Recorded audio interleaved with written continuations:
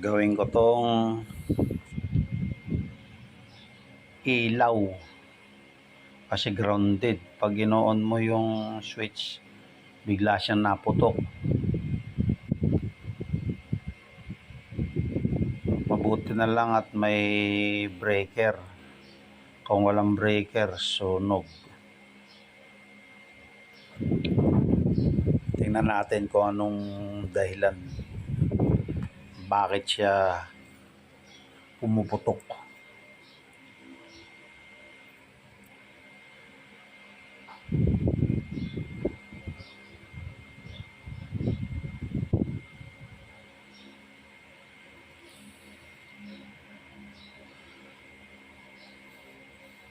Yan, tingnan natin yung ibabaw.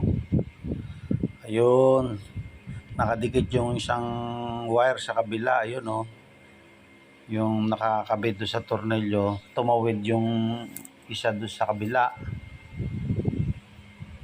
Kaya siya nag-ground.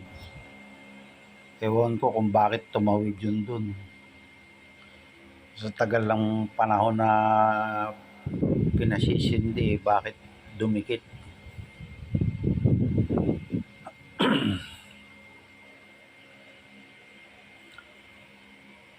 Iliko ko na lang yung ano niyan, yung pinaka-wire. Kaya naman ng kamay lang. Medyo malaki lang yung overlap kasi ng pagkakapilipit ng wire, kaya tumawid sa kabilang linya.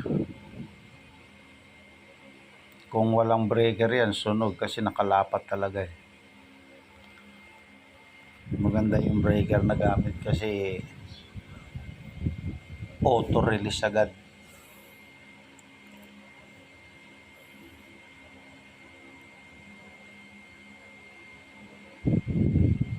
Yan, nilayo ko, itesting ko yung extension na ano, may extension kasi na ilaw yan, isasaksak ko. Susubukan ko kung hindi siya puputok. Kasi parang meron siyang saksakan na ano, parang male plug na naka-thread.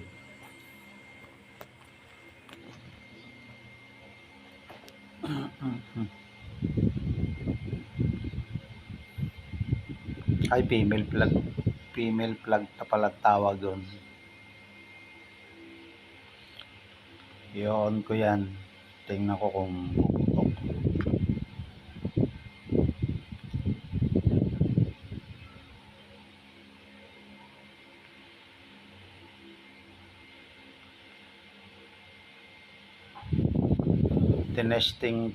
Tinesting ko siya dyan, umano pa rin, nag-spark pa rin, malakas yung pagkaka-spark nyo dyan.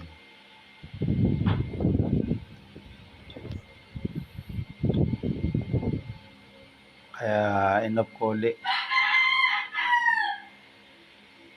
tatanggalin ko naman yung pinaka female plug nya. Baka naapektuhan yun nung mag shortage, baka nasira na yung female plug nya. Try ko nga yung i-direct yung ilaw na lang ang i-direct ko doon, wala ng female plug. Nihila ko nga yung wire, baka mamaya merong may nakadikit, may sugat sa loob. Tingin ko okay naman, kaya try ko na lang lagyan ng ilaw. Tinanggal ko na yung ano niya, female plug. Kunin ko yung ilaw sa terrace pang sample.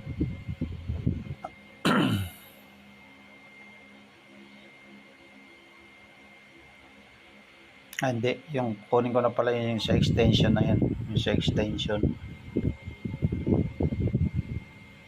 Kasi tinanggal ko yung female plug, tinry ko ulit kung mag-i-spark, wala naman siyang spark. So, sa female plug ang may problema. Naapektuhan siguro pagkaka-short doon sa pinaka wire niya na nagtumawid sa kabilang linya.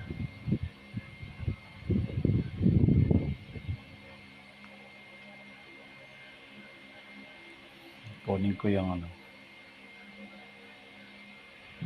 ko yung ilaw dun sa extension.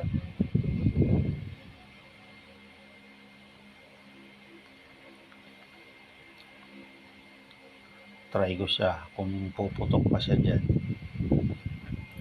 Pag pumutok siya dyan, pundi ang ilaw kapag may grounded. Subukan natin ang malaman. Wala kasi akong tester kaya puro manual lang yan. Basta siguraduhin lang na naka-switch off pag gumagawa ka sa kuryente. Wala kang kalaban-laban dyan. Para kang na-electric chair dyan. Kaya kailangan ingat. Focus.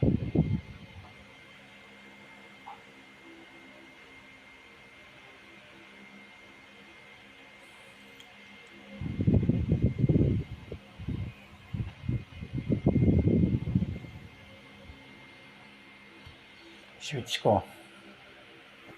I-on ko muna yung yung breaker kasi naka-off yung breaker niyan para sa safety. Ayun. Okay na siya, hindi siya pumutok.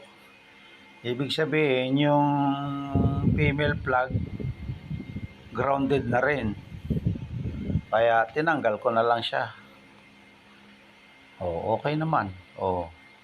Nagpatay din na ako. Okay.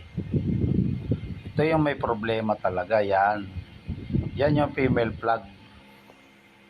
May sira talaga yan.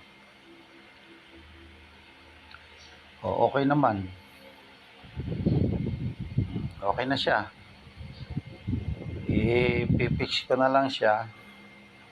Patayin ko muna uli ang breaker para sigurado.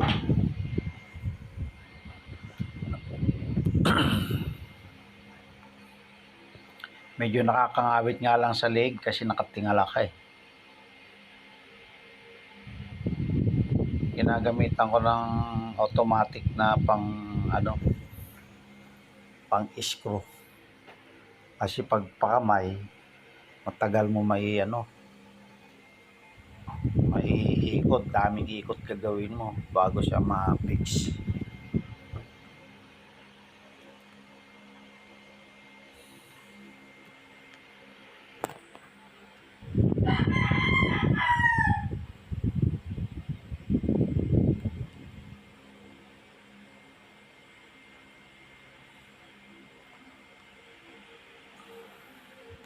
Nalaglag pa yung isang tornilyo.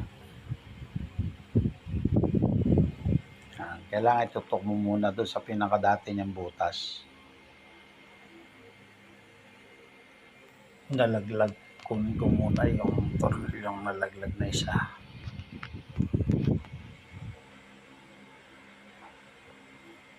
Nahanap ko pa yun kung saan pag gumulong.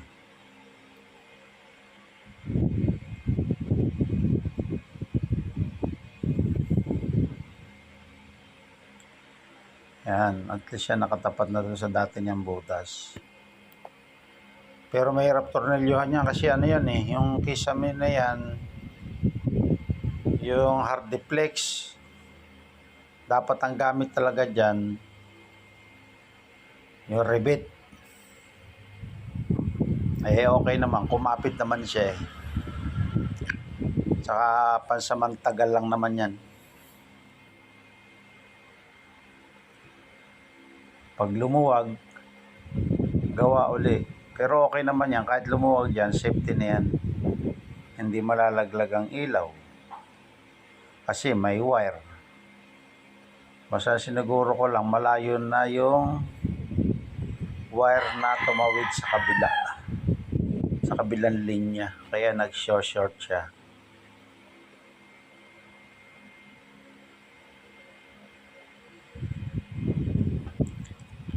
Yan, wala na talaga yan, tapon na yan, tapon na to.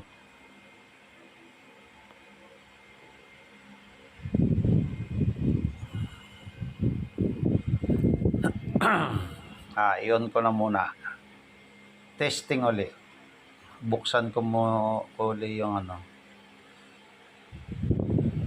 yung breaker. Yan, okay na siya, switch. Okay, malakas na siya. Palong-palo na. Ito namang extension, hindi ko na siya tatanggalin doon. Anytime na lagyan ng ilaw doon sa kabila, bibili na lang ng panibagong female plug. Kaya yung extension ng ilaw dyan, lagay ko muna sa steady kasi bandang sa may pinto kasi ng kusina medyo madilim. So ito namang ilaw na kinabit, malakas na sakop na hanggang doon, pwede na yan. Pero hindi ko natatanggalin yung extension kung sakasakali lang kakailanganin, at least nandyan lang siya.